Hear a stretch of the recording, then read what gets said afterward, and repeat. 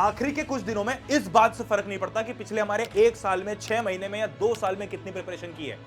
ये जो टाइम है, इस टाइम में आप कितना दम भरते हो, इससे डिसाइड होने वाला है कि 4 मई को जो आपका डी डे है, जिस दिन आप नीट के एग्जाम दोगे, उस दिन आपकी परफॉर्मेंस कैसी होने वाली है। अगर आपने पिछले 1 साल, 2 साल, 6 महीने, जितने भी टाइम आप ईमानदारी से पढ़ रहे हो, उसको बहुत अच्छे से पढ़ा और आखिरी के 10 दिनों में अगर आप कहीं पे भी ब्लंडर कर बैठते हो ना, तो वो मिस्टेक, तो वो जो पूरी मेहनत थी, वो तो पूरी वेस्ट हो जाएगी और ये वाले दिन भी आपके पूरे वेस्ट हो जाएंगे। तो मेक श्योर कि आप आखिरी के कुछ दिनों में ये सारे एक्सपीरियंस टीचर की एडवाइस के साथ में अपनी प्रैक्टिस करो, अपनी प्रिपरेशन करो, बिकॉज ये 10 दिन आपके लिए सबसे इंपॉर्टेंट होने वाले हैं।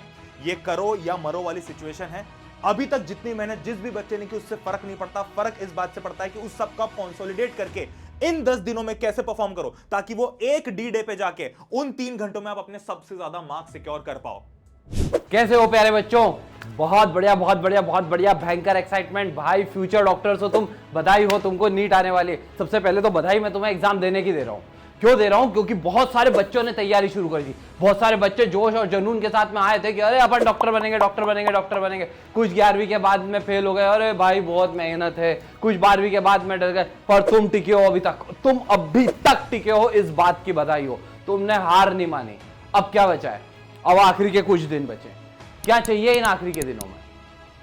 मैं तुम्हें यह नहीं बता रहा कि पढ़ाई कैसे करनी है। पढ़ाई कैसे करनी है वो तुमको आता है, कर ली तुमने, सब सिलेबस कंप्लीट कर लिया। अब क्या करना है? मैं आखिरी के 10 दिन ऐसा क्या करूं कि मेरे अंदर वो जोश और जुनून बना रहे। तो सबसे पहली चीज जो तुम करोगे, तुम्हारा वॉलपेपर चेंज करो।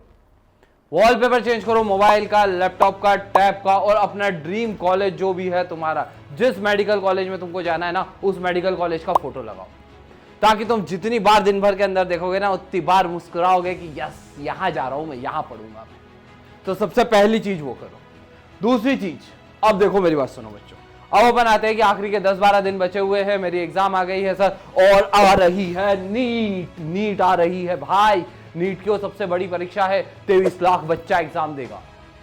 उस 23 लाख बच्चों के अंदर से तुम एक हो और जिसे वो एग्जाम फोड़नी है, जिसके जोश और जुनून के आगे सब ढीला पड़ जाएगा। तो जोश और जुनून कहां गया? डर लगने लग गया। अरे किस बात का डर है? किस बात का डर है? तुम डॉक्टर बनने वाले हो। तुम्हें पता है मेरे जैसे और कई करोड़ों लोग तुम पे भरोसा करके हॉस्पिटल में आएंगे, क्योंकि हमारे लिए तो भाई डॉक्टर साहब भगवान हैं। हमारी जान बचाएंगे, हमारे रिश्तेदारों की, हमारे दोस्तों की, हमारे घर के लोगों की जान बचाने वाले हैं, हमें ठीक करने वाले, हमें स्वस्थ करने वाले। हम उनकी एडवाइस मानेंगे, मतलब ऐसा अंधा विश्वास करेंगे। तो तुम तो भाई बहुत बड़े लोग हो, तुम कैसे डर सकते हो? तो डरो मत, सबसे पहली कहानी। अब मेरे बोल देने से कि डरो मत, क्या डर भाग जाएगा? नहीं नहीं नहीं, ऐसे नहीं भागेगा डर भागेगा जब तुम इस बात को समझोगे कि मेरी जो प्रिपरेशन है, मेरी 2 साल की प्रिपरेशन थी, उसको मैंने कंपाइल करके देखा कि हाँ भाई ये निचोड़ है मेरे। अभी तक तुम्हारे सबके नंबर तुम्हें दिखने लगे होंगे कि तुम्हें टेस्ट में कितने नंबर आ रहे हैं। किसी को 500 आ रहे हैं, किसी को 600 आ रहे हैं, किसी को 700 आ रहे हैं। कोई लगा है बिल्कुल कि भाई पूरे में से पूरे मार रहा हूं मैं। तुम्हारा एक सब्जेक्ट फिक्स हो गया होगा, एक सब्जेक्ट फिक्स हो गया होगा, जिसको तुम्हें देखते से लगता होगा भाई ये तो हाथ में, भले वो फिजिक्स हो, भले वो केमिस्ट्री हो, भले वो बायोलॉजी हो, कि अभी ये तो हाथ में, इसका टेंशन नहीं है। तो अब हमें क्या करना है? अब आखिरी के 10 दिनों का रिवीजन कैसे करूं, आखिरी के कुछ समय के लिए मैं क्या क्या करूं? तो सबसे पहली चीज करूं, बहुत सारा पानी पियो, स्टे हाइड्रेटेड। भाई गर्मी का टाइम, मुझे पता है कि तुम जोशीले जवान, मैं भी पीऊंगा, मुझे पता है कि तुम जोशीले हो, जवान हो, और तुम सोचोगे अरे भाई पढ़ाई कर रहा हूं, मेरे को कुछ नहीं देखना, मेरे पास पानी पीने का भी टाइम नहीं है। थोड़ा सा पानी पियो, थोड़ा सा शांति से बैठ के चीजों को कंपाइल करो। क्योंकि अभी जो है ना, मेरे पास मोस्टली बच्चे आते हैं और मोस्टली बच्चे मुझे ये वाकई बोलते हैं कि भैया अब तो प्रॉब्लम ये आ रही है कि ऐसा लग रहा है सब भूल गए। अरे भूले नहीं हो यार, अभी पता है क्या हो गया है, अभी प्रेशर बढ़ गया है। तो प्रेशर बढ़ गया है तो ऐसा लग रहा है अरे मुझे तो ये भी याद नहीं है, मुझे तो वो भी याद नहीं है। क्यों याद नहीं है? क्योंकि मैं बैठ के शांति से बैठा ही नहीं, मैंने थोड़ा सा टाइम दिया ही नहीं। अब मैंने बेटा क्वेश्चन पढ़ा, क्वेश्चन पढ़ते से एकदम भावुक हो गया, अरे ये तो आ ही नहीं रहा। शांति भाई, शांति। थोड़ी सी देर अगर तुमने अपने आप के मन को शांत रख लिया, थोड़ा बहुत पानी पियो, खाना अच्छे से खाओ, sit with your parents, sit with your teachers, teachers के पास बैठो, थोड़े से गप्पे भी लड़ा लो, पेरेंट्स के पास बैठो, गप्पे लड़ा लो, उनको बोलो रात को यार 10 मिनट गेड़ी मार के आएंगे यार, घूम के आएंगे, माइंड फ्रेश चाहिए। तो ये सारी चीजें करनी है हमें लास्ट में। खाना प्रॉपर, पानी प्रॉपर, ठीक है, अब इसके बाद उठ के आते हैं अपन कि हमारे पास में नीट की परीक्षा क्या क्या चीजों को लेकर आएगी। तो नीट तुम्हारी क्या क्या चीजें टेस्ट करने वाली। तो तुम्हारी सबसे पहली चीज जो नीट टेस्ट करने वाली है, पहली टेस्ट तुम्हारी जो है ना वो है कंसिस्टेंसी। एक तो कंसिस्टेंसी चाहिए मुझे ऐसा चाहिए कि तुम ये नहीं करो कि यार आज मैं पूरा दिन पढ़ूंगा और कल पूरा दिन और एक कब पढ़ूंगा, यार उठते ही नहीं बना। नहीं, मुझे चाहिए कि तुम एक टाइम फिक्स कर लो कि मैं इतनी बजे सोऊंगा, इतनी बजे उठूंगा और इसके बाद में मैं पूरा दिन इतने घंटे पढ़ाई करने वाला हूं, ये मेरा आधे घंटे का ब्रेक है, ये 10 मिनट में गाने सुनूंगा, ये इतना करूंगा इतना करूंगा। वो सारी चीजें तुम्हें चाहिए और कंसिस्टेंसी चाहिए। एवरीडे एवरीडे एवरीडे, रोज सुबह उठ के फिर से वही जोश, वही जुनून, ठीक है। और रोज चिल्लाओ अपने मन में कि करके दिखाएंगे, अपन करके दिखाएंगे, नीट फोड़ेंगे भाई, डॉक्टर बनने वाले हैं। दूसरी चीज तुमसे क्या मांगती है नीट की एग्जाम? नीट की एग्जाम तुमसे मांगती है रिवीजन। अब रिवीजन मैं कैसे करूं? बहुत सारे बच्चे यहां पे फंस जाते हैं कि सर मैं पहले क्या पढ़ूंगा, पहले मैं ये पढ़ूं जो मुझे नहीं आता है या पहले मैं वो पढ़ूं जो मुझे आता है। देखो अब आखिरी का टाइम है, अब हम किसी एक चैप्टर को 3-4 दिन नहीं दे सकते। अगर हमने किसी एक चैप्टर को एक दिन भी दे दिया ना तो वो एक दिन के बाद में हमें डर लगने लग जाएगा कि अरे बाप रे अब मैं क्या करूं। तो जब भी तुम्हें कोई भी चीज रिवीजन करनी है, सिट विथ योर टीचर्स, बैठो उनके साथ, ठीक है, वन शॉट देख लो, 1 घंटा 1.5 घंटे के अंदर चैप्टर का रिवीजन निपटाओ। नहीं तो टीचर को बोलो कि आप बैठो साथ में और आप हमको बताओ, फटाफट से ये चैप्टर रिवाइज करवाओ। मैं अभी यही करवा रहा हूँ बच्चों को कि हम बैठ रहे हैं रात के अंदर, रात में बैठते हैं भाई, सुबह बैठ जाते हैं हम, फटाफट से मैं बता देता हूँ इस चैप्टर के अंदर ये क्वेश्चन है, ऐसे ऐसे करने, फटाफट रिवीजन। और जो चीजें तुम्हें आती है ना उनको पक्का करो। अब वो पक्का करने के लिए तुम्हारी नोट्स कॉपी है, बहुत सुंदर से नोट्स बनाए होंगे तुमने, तो वो नोट्स कॉपी को पढ़ो। उसको पढ़ते वक्त ऐसा मत सोचो कि यार ये तो याद नहीं आ रहा है, अरे याद है। देखो पहली बार पढ़ोगे तो ऐसा लग सकता है कि बहुत दिन बाद पढ़ रहा हूं, बट फिर तुम दूसरे दिन भी तो पढ़ने वाले हो ना सेम चीज, तब तो ऐसा नहीं लगेगा ना कि बहुत दिन बाद पढ़ रहे हो। तो पढ़ना तो चालू करो, डरना बंद करो। तो वो करेंगे हम। तो पहला हमें क्या करना है, कंसिस्टेंसी मेंटेन करनी है, दूसरा हमें रिवीजन करना है। अब तुम्हारे पास में कितनी चीजें, तुम्हारे पास में है फिजिक्स, तुम्हारे पास में केमिस्ट्री, तुम्हारे पास में बायोलॉजी, ठीक है। अब फिजिक्स की अगर मैं तुम्हें बात करूं तो फिजिक्स के अंदर बहुत सारे क्वेश्चंस हमारे पास में आते हैं जो डायरेक्ट फॉर्मूला बेस्ड आते हैं। तो बहुत सारे बच्चे क्या कर रहे हैं अभी बैठ के, बहुत सारे बच्चे ये गड़बड़ मचा देते हैं कि वो पूरा चैप्टर और थ्योरी पढ़ने बैठ गए। अब देखो मेरी बात सुनो, तुम्हारे पास टाइम है क्या इतना? नहीं है, तो क्यों पढ़ रहे हैं अपन थ्योरी? क्यों मैं बैठ के डेफिनेशन याद कर रहा हूं? नहीं करूंगा यार, फिर क्या करूं? तुम्हारे पास फॉर्मूला बुकलेट है ना, ठीक है, तो फॉर्मूला बुकलेट लेके बैठे, उसके अंदर फॉर्मूला पढ़ा। फॉर्मूला पढ़ने के बाद ऐसे बड़बड़ फॉर्मूला मत पढ़ो, वो तो किसी काम के नहीं। तुमने फॉर्मूला पढ़ा, अपने दिमाग में 2 सेकंड के लिए सोचा कि हाँ, मान लो कि तुमने सिंपल एक प्रोजेक्टाइल का ही फॉर्मूला पढ़ लिया कि भाई मैंने रेंज का फॉर्मूला पढ़ लिया, u² sin 2 थीटा बाय जी। अब 1 सेकंड के लिए शांति पकड़ो, फिर तुम्हें याद आएगा हाँ, एंगल थीटा हो या 90 माइनस थीटा हो, रेंज सेम होती है। अरे हाँ याद है ना। तो क्या हो गया, इतने छोटे से फॉर्मूले ने तुम्हारे को प्रोजेक्टाइल मोशन, फिर बैठ के याद करो इसको डिराइव कैसे करा था, अच्छा डिस्प्लेसमेंट 0 कर दिया था, हाँ याद आ गया, वाई एक्सिस के अलोंग डिस्प्लेसमेंट 0 कर दिया। फिर याद करो टाइम पीरियड का फॉर्मूला, भाई पूरे प्रोजेक्टाइल में जो टाइम लग रहा था हाईएस्ट पॉइंट पे जब पहुंचने में उसका आधा टाइम लग रहा था। बढ़िया बढ़िया बढ़िया बढ़िया बढ़िया। दिस इज हाउ तुम्हें रिवीजन करना है फॉर्मूला का। ऐसे बैठ के बड़बड़ मत पढ़ो, पढ़ो फॉर्मूला के साथ 30-40 सेकंड बैठो, उसको याद करो वो कहां से आया था, उससे रिलेटेड क्या क्या चीजें थी। अब तुम जैसे ही मैं तुम्हें बोल रहा हूं ना, सिर्फ इतनी सी बात को ही ध्यान दे रहे होगे ना अगर तुम, तो तुम्हें कनेक्ट होगा कि हाँ यार बहुत सारे फॉर्मूले तो दुनिया में दिखने लग गए। चलो एक सरफेस टेंशन की बात कर लेता हूं मैं। दिखा सरफेस टेंशन। जैसे ही मैंने तुम्हें बोला ना सरफेस टेंशन, तो एक्सेस प्रेशर का फॉर्मूला याद आ गया, कैपिलरी का फॉर्मूला आ गया। तो अब मेरे पास में समझो तो सही कि कितनी सारी चीजें हैं जो इंटर रिलेटेड आएंगी यार। पर उसके लिए क्या करना है मुझे, उसके लिए मुझे बस इतना सा करना है कि मुझे फॉर्मूलों के साथ में बैठना पड़ेगा। और this is how we are going to revise. हमारा तरीका रिवीजन का वो वाला नहीं होगा कि मैं बस बैठा हूं रिवीजन कर रहा हूं। अरे नहीं, प्रॉपरली प्लान है। सुबह उठने का टाइम फिक्स होना चाहिए, रात को सोने का टाइम फिक्स होना चाहिए। दिस इज द युद्ध लड़ने वाले हो तुम, योद्धा हो तुम। तुम्हें पता है दुनिया में 2 चीजें होती है, एक होता है योद्धा और एक होता है फाइटर। भाई फाइटर पूरी तैयारी के साथ जाता है, योद्धा कोई भी खड़ा कर दो युद्ध लड़ने का, तो तुम हो योद्धा। अब अगर तुम योद्धा वाले काम करने वाले हो तो फिर सोचो तो सही कि तुम्हारे अंदर एटीट्यूड कौन सा होना चाहिए।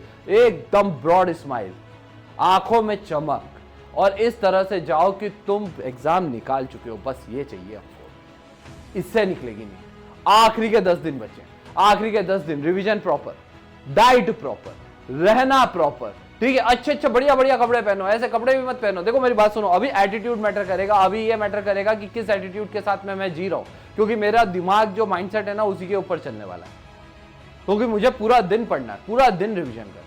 ठीक है, ये सब करने के बाद में अब अपन आते हैं कि फिजिक्स के अंदर कौन से वाले ऐसे इंपॉर्टेंट चैप्टर्स है जो मुझे कर लेने चाहिए। Units and measurement. देखो मेरी बात सुनो, मैं पक्का बोल रहा हूं कि तुम्हें ऐसा याद होगा कि यूनिट एंड मेजरमेंट की सारी चीजें तो मुझे पता है, वह पता है भाई, तुम्हें पता है।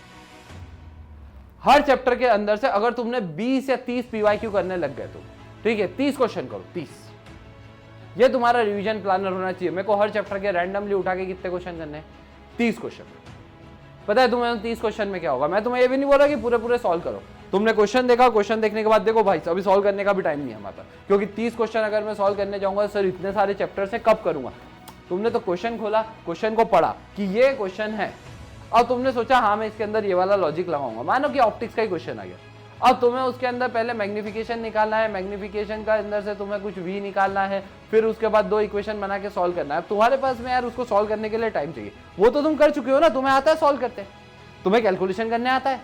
अभी तो क्या चाहिए मुझे? अभी तो ये चेक करना है कि मेरे कॉन्सेप्ट कंसिस्टेंट है या नहीं है, मेरे किसी कॉन्सेप्ट में ऊपर नीचे तो कहानी नहीं चली गई। तो मैं क्या करूंगा, मैं क्वेश्चन खोलूंगा, क्वेश्चन देखूंगा, 10-20 सेकंड 30 सेकंड में सोचूंगा, अच्छा इस क्वेश्चन के अंदर ये वाला लॉजिक लगेगा, वेरी गुड, इतना सोच लिया, इसमें ये इक्वेशन बनेगी, ये इक्वेशन बनेगी, सॉल्व मत करो। अब उसके बाद में उसको कोई भी एक ऑप्शन को टिक करके और मार्क करो। मार्क करोगे तुम्हें दिख जाएगा कि तुमने जो टिक करा है वो सही है, सही है, बहुत अच्छी बात है। कैलकुलेशन पूरा अपन ने वैसे भी नहीं करा था, उसके गलत जाने से कोई फर्क नहीं पड़ता। अपने को मेन मतलब है उसके नीचे के कॉन्सेप्ट से। तुमने कॉन्सेप्ट देख लिया, अरे यार सही है भाई, मेरा कॉन्सेप्ट सही था, तो तुम्हारे पास में क्या हो जाएगा कि क्विकली तुम चैप्टर्स के अंदर से क्विकली तुम क्वेश्चंस कर पाओगे। 30-30 क्वेश्चन करने में कोई टाइम भी नहीं लगेगा, और जो जो कॉन्सेप्ट तुम्हारे गायब थे वो कॉन्सेप्ट तुम्हें वहां पे क्वेश्चन के अंदर सॉल्यूशन में दिख जाएंगे, और या फिर तुम जो कॉन्सेप्ट होंगे साथ में उनको देखते चलोगे। तो this is how you are going to revise भाई, ये तरीका है रिविजन का। बैठ के ऐसा मत करो कि पूरा पूरा चैप्टर रीड कर लो। अब कुछ बच्चे मुझसे बोलते हैं कि सर केमिस्ट्री के अंदर क्या मैं पूरी एनसीईआरटी पढ़ूं? अरे तो यार एनसीईआरटी पढ़ने जाएगा बेटा तो अभी कितना सारा टाइम तो हमारे पास है नहीं ना, तो नोट्स कॉपी पर पढ़ना, नोट्स कॉपी। केमिस्ट्री के अंदर कैसे करेंगे एनसीईआरटी? एनसीईआरटी के सारे क्वेश्चंस देख, एनसीईआरटी एग्जाम्पलर के सारे क्वेश्चंस देख, प्रीवियस ईयर वाले वही 30-30-30-30 हर चैप्टर के 30-30-30 लगा मार। जब ये लगा देगा ना तो सबसे पहले तो तेरे को ये पता चल जाएगा, सबसे पहली स्टेप के अंदर ये पता चल जाएगा हमको कि अब हमारे पास में सारा सिलेबस कवर होने में ज्यादा टाइम नहीं लगा रहा, बहुत सारे चैप्टर्स 4-5 दिन में हो जाएंगे। और क्या कॉन्फिडेंस आएगा कि ऐसा लगेगा भाई उंगलियों पे नाच रहे चैप्टर। ठीक है, तो तुम्हारे पास में यूनिट्स एंड मेजरमेंट है 30 क्वेश्चन, काइनेमैटिक्स है 30 क्वेश्चन, मोशन इन 2D तुम्हें पता है रिलेटिव मोशन वाला क्वेश्चन बन सकता है। अंदर से अपने को पता होता है कि मैंने कौन से टॉपिक्स छोड़े। जैसे ही मैंने बोला ना तुम्हें कि रिलेटिव मोशन वाला क्वेश्चन बन सकता है, तो तुमने सोचा अरे यार हाँ यार वो रेन मैन वाले को तो मैं छोड़ देता हूं यार, वो कौन करेगा? अरे वेक्टर मेथड से कर लो यार, हो जाएगा यार, हो जाएगा, पक्का हो जाएगा। कितनी देर लगेगी? 5 मिनट मांगेगा, 10 मिनट मांगेगा, 15 मिनट मांगेगा, समझ में आ जाएगा, हमेशा के लिए बन जाएगा। तो वो सारे टॉपिक्स तुम्हें ये चैप्टर्स को देखो, इन चैप्टर्स को देखोगे और तुम्हें समझ में आ जाएगा कि इसमें से कौन से टॉपिक्स मैंने छोड़ रखे हैं और क्यों छोड़े थे। आखिरी के लिए वो आखिरी आ चुका है भाई, अब इससे आखिरी कुछ नहीं आने वाला। लॉज ऑफ मोशन तुम्हें पता है कि क्या छोड़ा था? अरे यार फ्रिक्शन वाले क्वेश्चन छोड़ देता था मैं, कर लो। वर्क पावर एनर्जी मुझे पता है, अरे हाँ यार वर्क और एनर्जी तो कर देता हूं मैं, पावर वाले क्वेश्चन छोड़ देता हूं, छोटा सा इंटीग्रेशन भी लगे तो मैं छोड़ देता हूं। क्यों छोड़ देता हूं? अरे शुरू में मैं छोड़ रहा था ना, मुझे आता नहीं था इंटीग्रेशन लगाते, अब तो आता है ना, अब तो डिफरेंशिएट करते आता है ना। अब क्या दिक्कत है? मैक्सिमम मिनिमा का कॉन्सेप्ट पता है ना, एक बार डिफरेंशिएट करना इक्वल टू 0 रखना, आ जाएगा आंसर।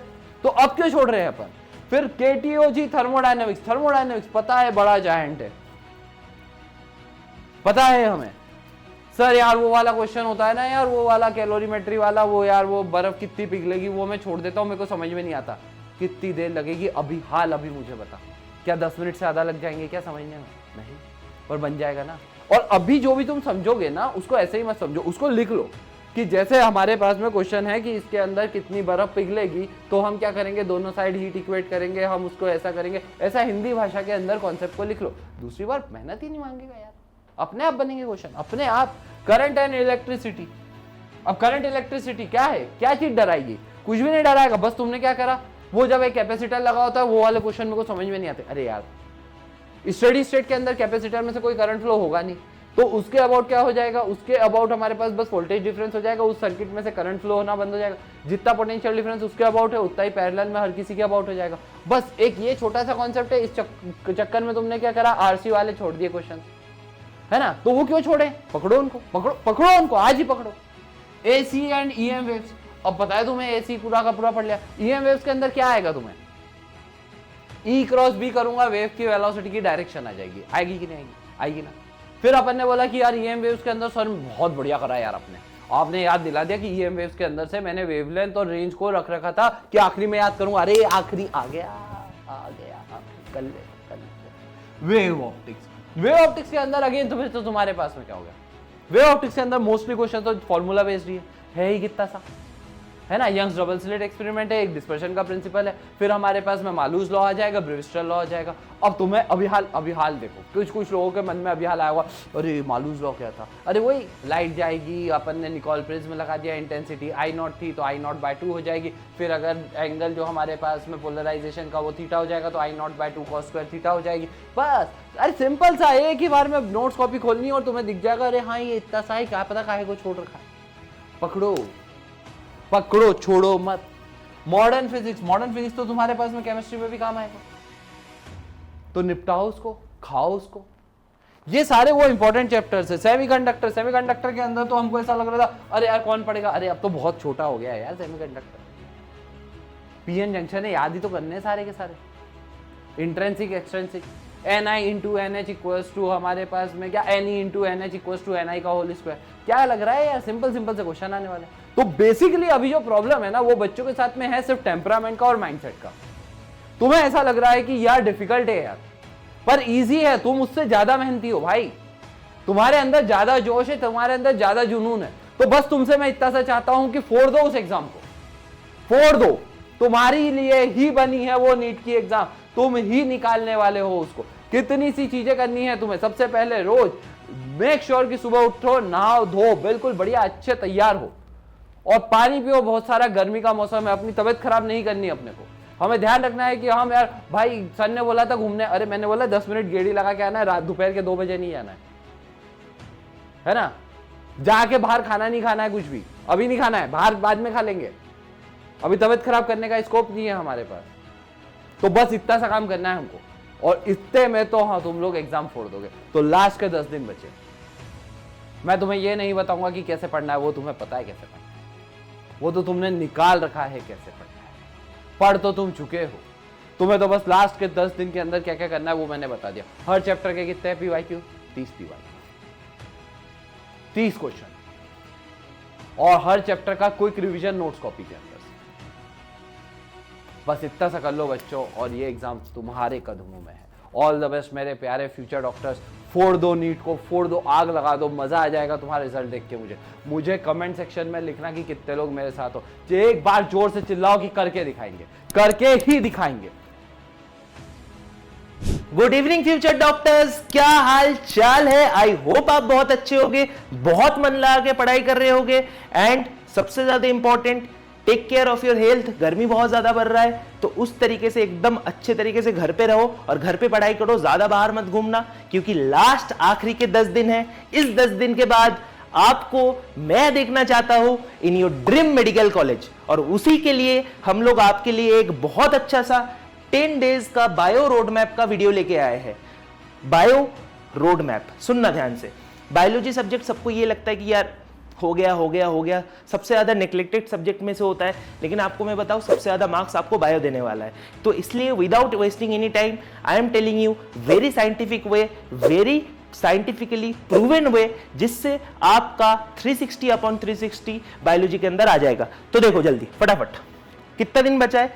टुडे इज 23 अप्रैल, ठीक। अपना डी डे कब है? अपना डी डे है 4 मई। तो 4 मई से अभी से 10 डेज और आपके हाथ में है।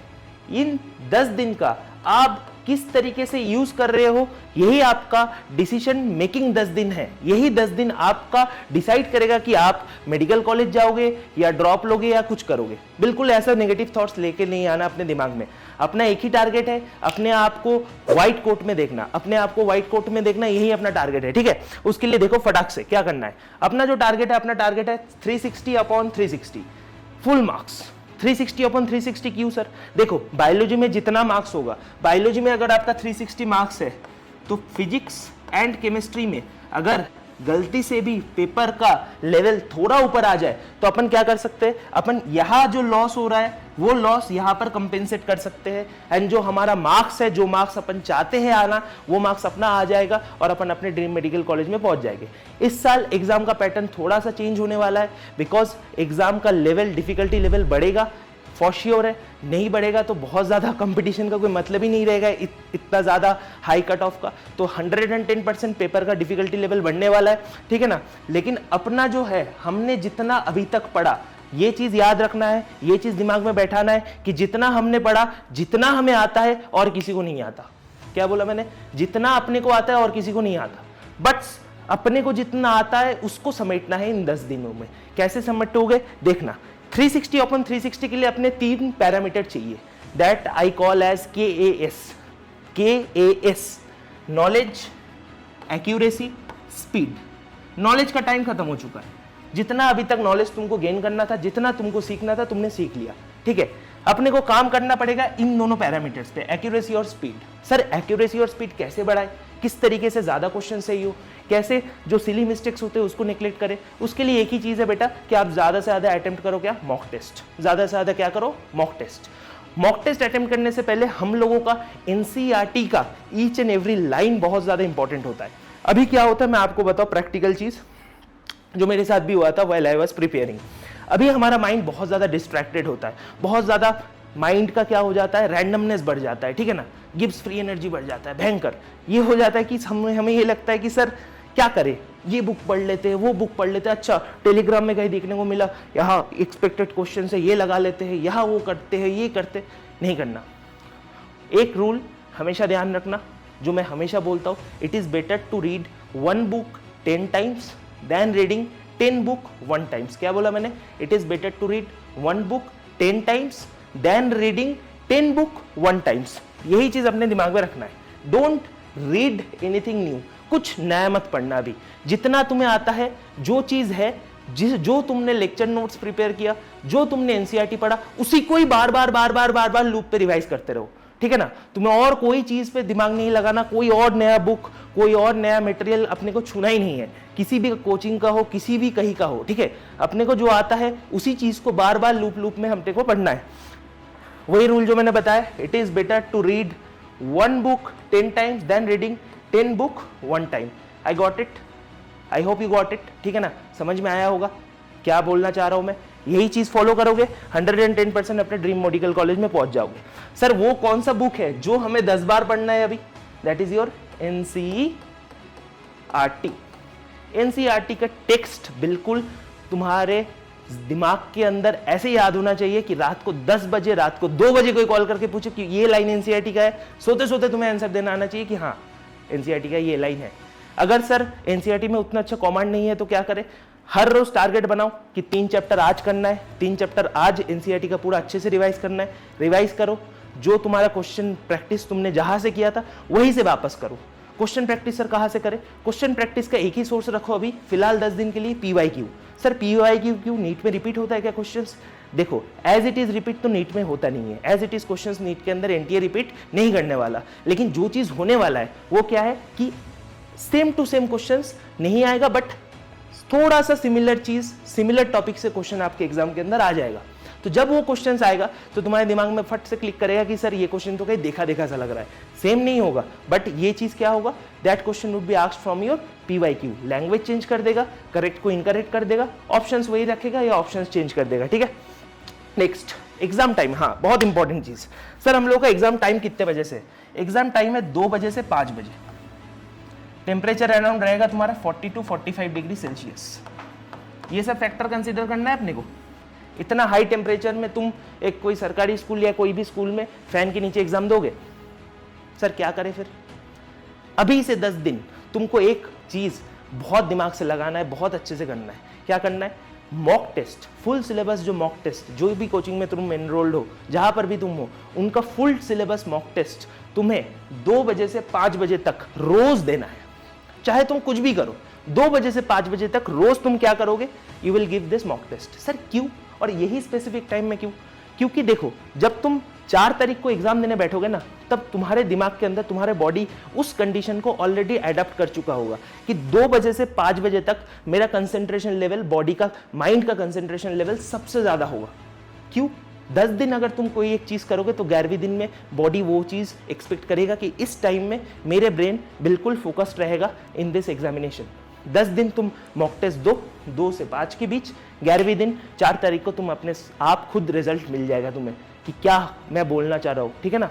It is a proven result. बहुत सारे स्टूडेंट्स को मैंने बोला था, उनका मार्क्स मॉक टेस्ट के अंदर 550 600 आ रहा था, उनका मार्क्स जंप होकर 650 प्लस हो गया। And right now they are studying in different medical college across India.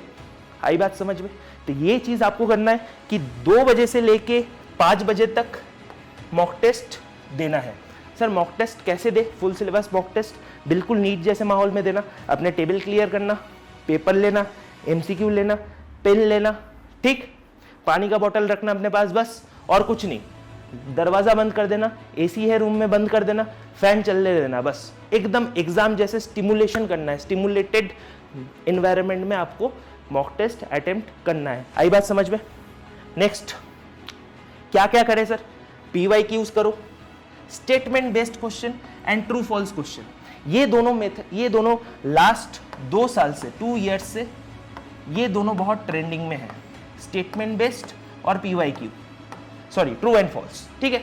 ये 2 क्वेश्चन जब आप अच्छे से मास्टर कर लोगे तो आपको कोई दिक्कत नहीं आएगा जब आप एग्जाम में दोगे, ठीक है।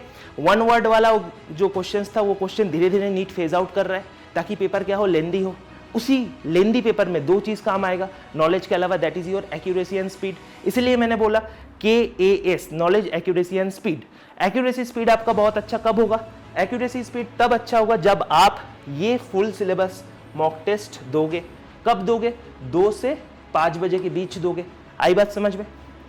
देखो नेक्स्ट, एक एग्जाम्पल के तौर पे, एक क्वेश्चन एग्जाम्पल के तौर पे मैं समझाता हूँ, देखते आना। जैसे ये क्वेश्चन मैंने एंडोक्राइन सिस्टम से उठाया, देखो मैच द फॉलोइंग दिया है, ठीक है। तुम जब ये क्वेश्चन करोगे किस तरीके से करोगे? तुमने पढ़ा सबसे पहले ADH में तुमने ऑप्शंस देखा, तुम्हें पता चला कि डायबिटीज इंसिपिडस जो होता है it is due to the hyposecretion of ADH। तुमने A का कितना लगाया? A का 4 लगाया।